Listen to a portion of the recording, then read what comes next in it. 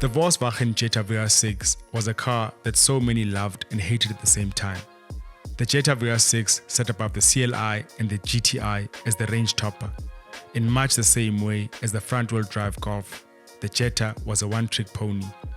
It was mainly known for its 2.8-litre motor, putting out 128 kilowatts and 235 Newton meters of torque. Even though it wasn't exactly a ball of fire, the compact and somewhat high-tech motor did one thing right, and that was to sound like $1 million.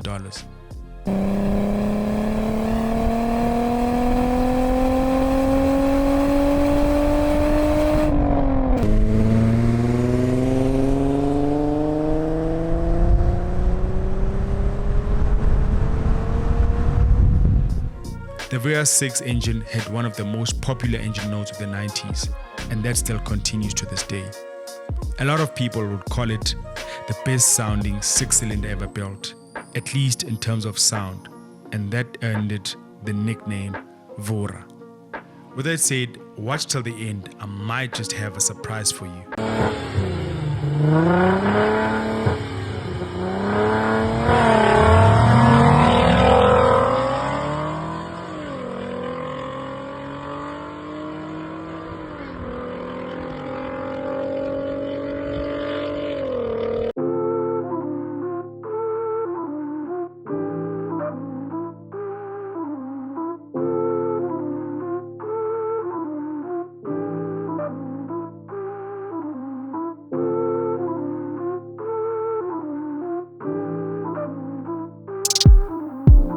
Hello everyone, my name is Tisetso, the owner of the VR6, known as JW.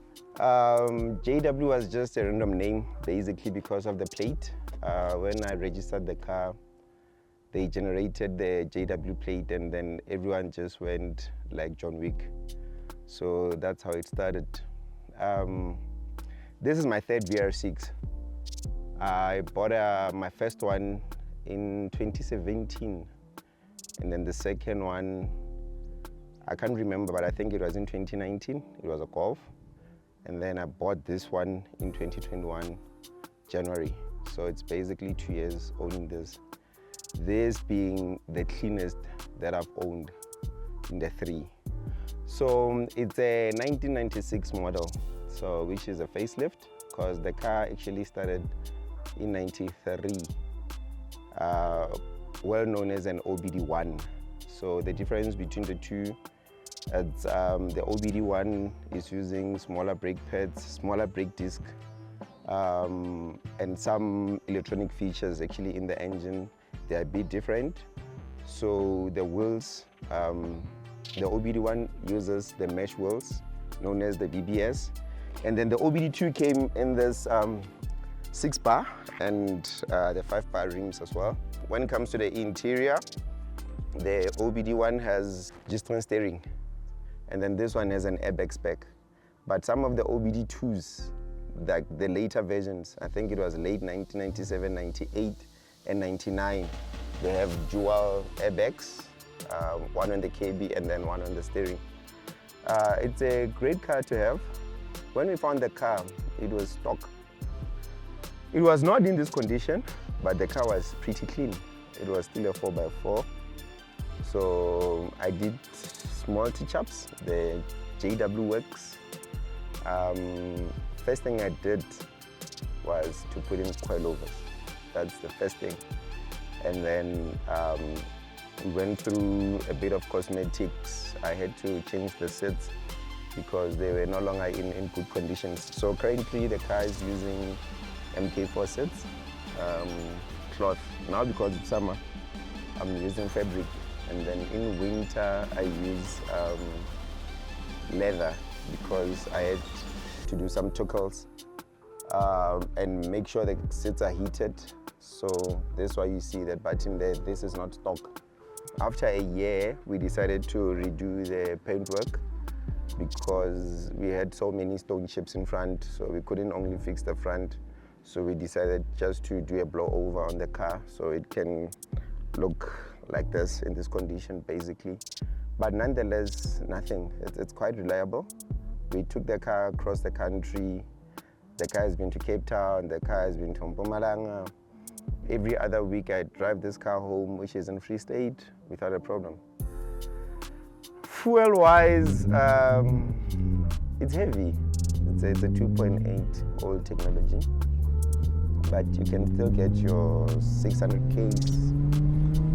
On a good day, 700. I don't know what happens, but I once got a 700 from this car, which is it's a 55-liter tank. So if you're not heavy on the foot, you'll definitely get around 650, 700 on a long distance. But nonetheless, yeah, it is a nice car. Okay guys, so now we experience the Vora. Right. Let's go.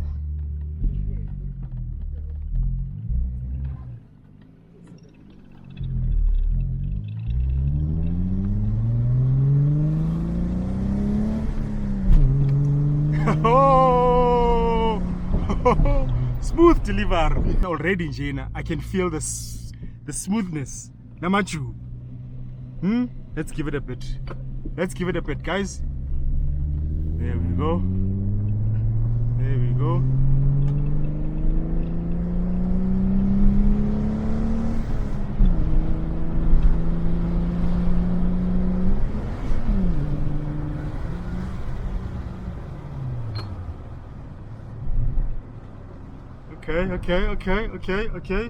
Okay.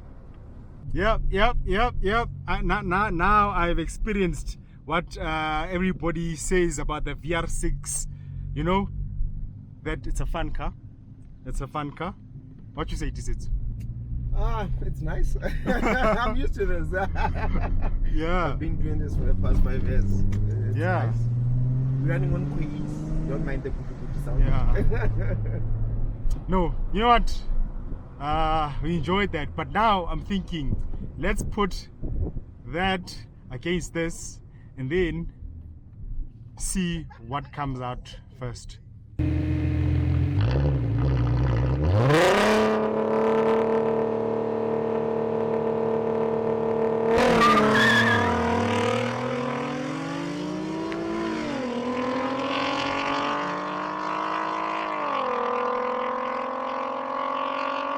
Who's taking it?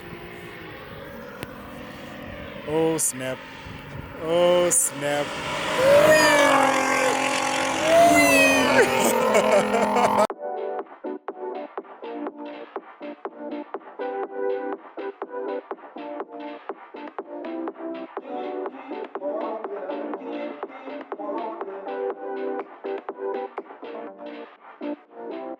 Afternoon guys, my name is Ulanga, or well known as Ulanga, and today I'm here to show you my Golf 5 R32. So basically guys, I've owned this car for 5 years now. I purchased it from a white old guy in Richards Bay. Back then it had about 90,000 Ks, and now we're on a surprisingly 230,000 Ks now. So I've been doing a lot of driving. I've really enjoyed this car. It's actually a dream car that I've always had, and I've actually been privileged to be able to buy a dream car that I liked at a very young age. I think I was 25 when I bought the car, yeah, so I was lucky on that sense. It's a very beautiful car. I got it in the blue that I want, so that's also a nice thing about the car. To take you through a few things I've done in the car, I've tried to keep it stock, or basically most of the things stock. One thing I've done is I've changed suspension setup. The car's on FK coilovers with height and dampening adjustments. So I've done that. Also done a catback exhaust from Rogue Performance. So basically that's from halfway minus the sensor box, then the sports box on the car. I've also done a bit of tuning as well on the engine side, on the ECU, also as well on the gearbox. I got a stage 2 chip on the engine and the gearbox chip tune, basically just to play with the ratios on launch control, and also for more smoother shifts and quicker shifts as well. But besides that, yeah, it's pretty much stock. It's a nice car. For the first 3 years when I had the car, I was using it mostly on weekends. I used to have a Golf 1 2-liter valve, so I was driving that a lot of the time. But when COVID came, I sold my daily. So basically, for the past 2 years, I've been dailying the car, and I actually haven't had any major problems. Yeah, the car's been good to me. I would say the only downside is the fuel consumption, of course. Yeah, on in town driving, especially since we stay in Joburg. Yeah, it charges a lot of petrol as well. So besides that, the car's been good to me. I drive it basically every day, and it's a breeze to drive with the DSG gearbox as well. It makes life a bit easier as well. It's a very good car. I also do a lot of long distance traveling. As you see my plates, these are Durban number plates. I'm actually from Durban, Pinetown, Waibank side. So I do a lot of traveling, going back and forth on the N3 between Joburg and Durban. Also, we go on trips with the VR6 boys. We go to Mpumalanga, Rustenburg, etc. So the car's been everywhere. So I drive the car. I wouldn't say it's not a garage queen. No, it's definitely not a garage queen. I do a lot of driving. We've shared a lot of memories as well with the car, and then actually I'm thinking of actually keeping it for even longer. So hopefully, yeah, that's the story. Yeah. Okay, guys, let's. Right, how do we spot this one?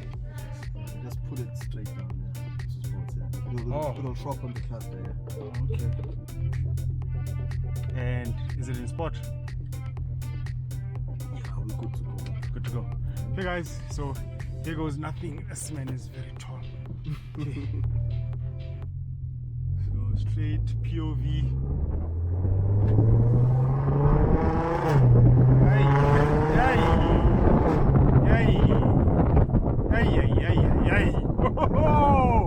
There, guys, I'm not even putting my foot down. Just, I die. Yeah, no, look, these V6 engines, yeah, no, they're just something else. You know what? I think we're always talking about the VR6, right? But actually, that's why the VR6 guys, I know why they take this engine and put it in there. But actually, funny thing is, like you were saying, this is the sister. This is the sister. Oh, this is the son, and the VR6 is the father. Right. So, guys, how do you launch? Traction off. Okay. Then brake, yeah. Yeah. Then you know the story. Okay. It's got the stakes too low, so it's a fully.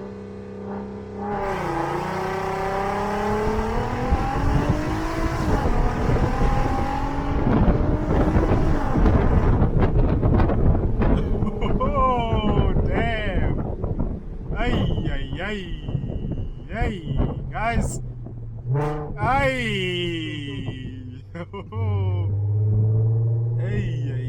So, guys, hope you enjoyed that one. It was for you guys. But so now, I think let's take it back a notch. But lovely, man. Nice one. Thanks. Nice one. Really something special. And I don't know why you would expect this car to not be a gas monger. Obviously it's gonna chow gas. Alright, let's give it.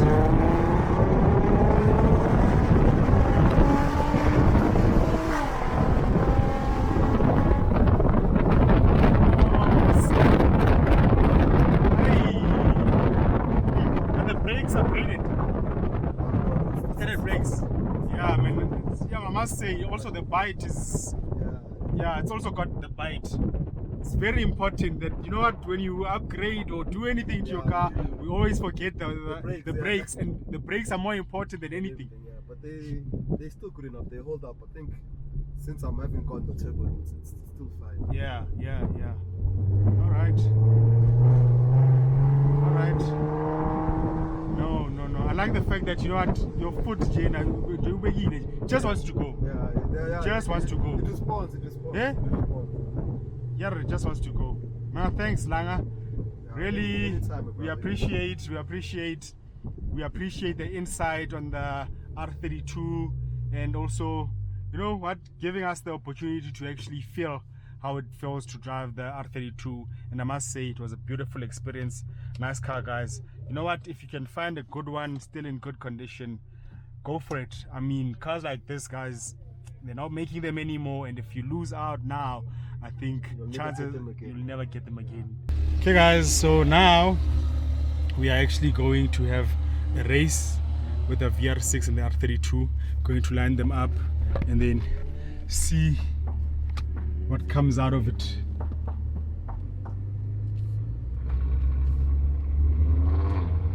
But your car's so quiet. Eh? But your car's so quiet. Yeah, my car's quiet.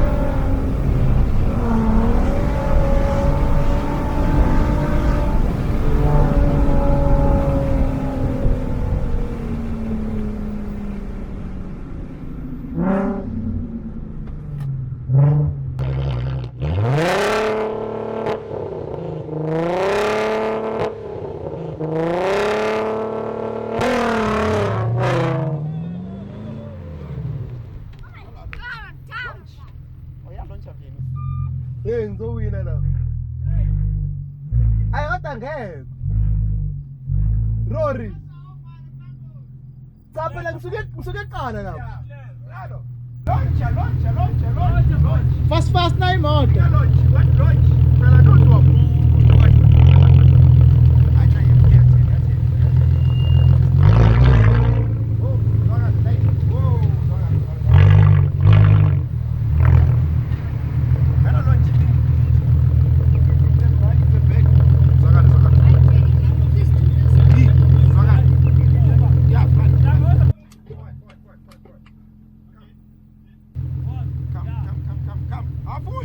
The wheels must be on the line, both wheels, not the body of the kasha.